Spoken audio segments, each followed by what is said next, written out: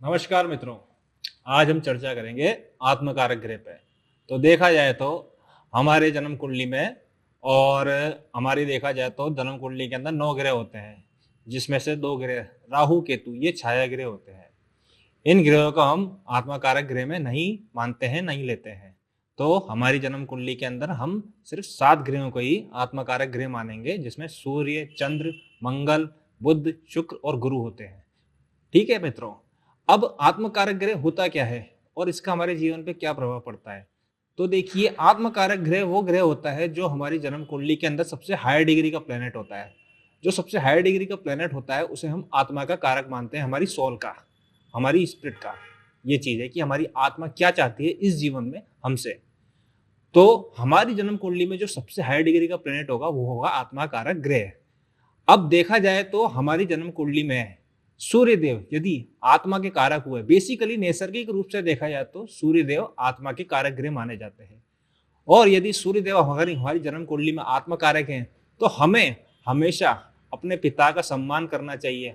पिता हुए, हमारे दादा हुए, इन सबका, हमारे जितने पूर्वज हैं यानी उनका सम्मान करना चाहिए, विशेषकर पिता का। पिता से संबंधित सम्मान करेंगे और उनका ध्यान रखेंगे, और हमारी जो भी पैतृक संपत्ति का हम ध्यान रखेंगे। इससे संबंधित किसी भी तरह से हम कार्य करते हैं तो ये हमारे जीवन के लिए बहुत अच्छा होता है, क्योंकि सूर्य पिता का कारक होता है। यदि जन्म कुंडली में हमारे चंद्रदेव आत्मा का कारक हैं तो देखा गया है चंद्रदेव जब भी आत्मा का कारक होते हैं तो ऐसा व्यक्ति भावुक होता है, और देखा जाए तो ऐसा व्यक्ति अपनी माँ से बहुत ज्यादा अटैच होता है।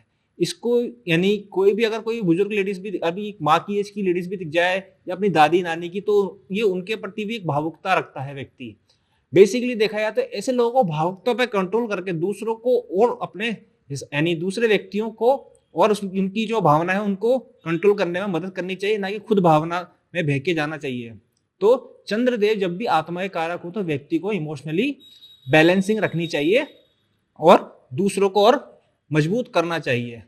यदि हमारी जन्म कुंडली में बुध देव अगर ये आत्मा के कारक हैं हमारी जन्म कुंडली में, तो देखा गया ऐसे लोग अक्सर राइटिंग के शौकीन होते हैं, लिखने के, कवि, कविताएं लिखने के, शायरी करने के शौकीन होते हैं। देखा गया ऐसे जातकों को अक्सर कि ऐसे लोग बड़े बड़े बढ़िया बढ़िया पेन अपने पास रखते हैं, बढ़िया बढ़िया इनके पास है ना, यानी आप देखें यहाँ तो कलर्स होते हैं, पेंटिंग्स के कलर्स काफ़ी बढ़िया बढ़िया होते हैं, शायरियाँ करना, बड़े बड़ी अच्छी दिखावटें लिखना इनको आता है। यानी ऐसे लोगों की आत्मा कारक है जब बुध हो, तो ऐसे लोगों को चाहिए कि हमेशा ये अपनी यानी बुद्धिमत्ता पे, अपने लेखन पे ही कार्य करें, जिसके द्वारा ये अपने जीवन में आगे अच्छा कर सकते हैं। अब यदि जन्म कुंडली में शुक्रदेव आत्मा का कारक हो तो क्या होता है। अगर ये शुक्रदेव किसी भी मेलेफिक प्लेनेट से दृष्टिगत है तो देखा जाता है कि ऐसा व्यक्ति गंदा रहना हो ना हो, अपने आप पे ध्यान नहीं देता है। अब देखा जाए तो यानी बिना किसी हिसाब से कपड़े पहनता है। यदि ऐसे रहता है तो ये शुक्रदेव यदि आत्मा कारक है, और यदि ऐसा व्यक्ति ऐसा रह रहा है तो उस पर किसी भी बुरे ग्रह की दृष्टि आ रही है।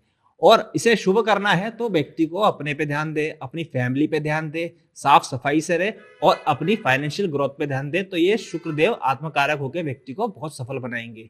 शनिदेव जब जन्म कुंडली में आत्मकारक होते हैं, शनिदेव का सीधा सीधा एक देखा जाए तो सीधी सीधी शनिदेव से अगर अपन शनिदेव को इजिकल टू करते हैं डिसिप्लिन से, शनिदेव देखा जाए तो डिसिप्लिन। ऐसा व्यक्ति यदि शनिदेव जिसकी जन्म कुंडली में आत्मा का कारक है तो व्यक्ति डिसिप्लिन में रहे, अपने से नीचे के लोग हो गए या अपने वर्किंग के लोग हो गए उनकी सपोर्ट करे और अपने परिश्रम पे यानी फोकस करे, तो शनिदेव अच्छा रिजल्ट देते हैं। और यदि ऐसा व्यक्ति नहीं कर पा रहा है, इंसान में आलस है, कोई डिसिप्लिन नहीं है, काम करने में उसको जोर आता है, तो कहीं ना कहीं शनिदेव भी बुरे प्लेनेटों से दृष्टिगत हो रहे हैं। तो यदि अगर ऐसा कुछ हो रहा है तो व्यक्ति को अपना डिसिप्लिन पे और काम के प्रति अपने आप को मजबूत करना पड़ेगा और उस पर ध्यान देना पड़ेगा, तो शनिदेव अच्छे रिजल्ट देंगे जन्म कुंडली के अंदर आत्मकारक होके। अब लास्ट में देखा जाए तो गुरुदेव, गुरुदेव यदि जन्म कुंडली में आपके आत्मा के कारक हैं तो गुरुदेव का सीधे सीधे संबंध क्या किससे होता है, ज्ञान से, नॉलेज से। ऐसे व्यक्तियों को देखा जाए, अगर ऐसे व्यक्तियों की जन्म कुंडली में गुरुदेव अगर बुरे प्लेनेट ऑफ मेलेफिक प्लेनेटों से दृष्टिगत है तो ऐसा व्यक्ति नॉलेज को अपने से दूर रखता है, ज्ञान के प्रति इतना जुझारू नहीं होता है। और अगर जिसकी जन्म कुंडली में भी गुरुदेव अगर देखा जाए तो आत्मा के कारक है, तो ऐसे व्यक्तियों को अपना एक गुरु बनाना चाहिए, गुरु मंत्र लेना चाहिए, उसको गुरु मंत्र को नित्य अपने हिसाब से जाप करना चाहिए, गुरु के आदर्शों पर चलना चाहिए, जो गुरु ने कहा, जो गुरु के द्वारा कही गई बात हो उसको फॉलो करना चाहिए। तो जन्म कुंडली में गुरुदेव जब आत्मा कारक हो तो बहुत बेस्ट रिजल्ट देते हैं अपने एक जीने की सीधी सीधी विधि, सीधा सीधा एक देखा जाए तो जीवन को एक आसान तरीका मिल जाता है जीने का। वहीं कुंडली में यदि मंगल देव आत्मा के कारक होते हैं, देखा गया अक्सर मंगल देव यदि जब भी आत्मा के कारक होते हैं तो ऐसा व्यक्ति अपने ज्यादातर जिम में देखा जाएगा, बहुत वर्कआउट करते हैं, हैवी वर्कआउट करेंगे, परिश्रमी होंगे, बॉडी बिल्डर्स होंगे।